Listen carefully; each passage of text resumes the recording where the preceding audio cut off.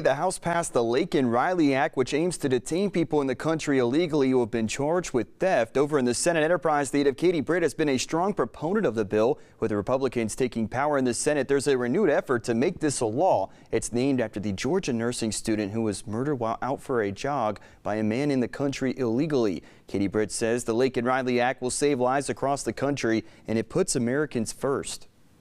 Her death was preventable.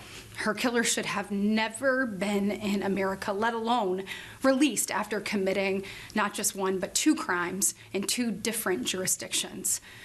Her Alabama colleagues in the House, including Enterprise native Barry Moore, all voted in favor of the law today. And while some House Democrats also voted for it, some Democrats have concerns about how far-reaching it will be. WDHN Capitol reporter Maddie Biertemple has more from Washington.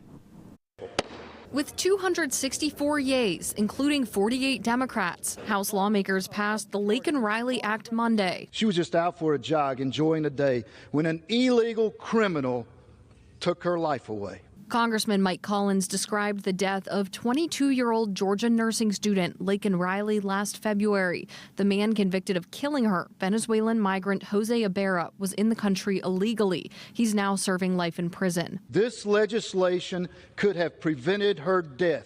The Laken Riley Act would require federal authorities to detain illegal immigrants arrested, charged with, or convicted of theft-related crimes. No due process required at all. Maryland Democratic Congressman Jamie Raskin says expanding the detention requirement to include those accused of theft could sweep up innocent people. This allows us to get up and demonize immigrants without doing anything to fix the immigration system. But Wisconsin Republican Congressman Derek Van Orden says the government needs to first protect its citizens. He recounted crimes in his own state he says this bill could have prevented. None of this would have taken place if this person was detained and deported for a simple property crime.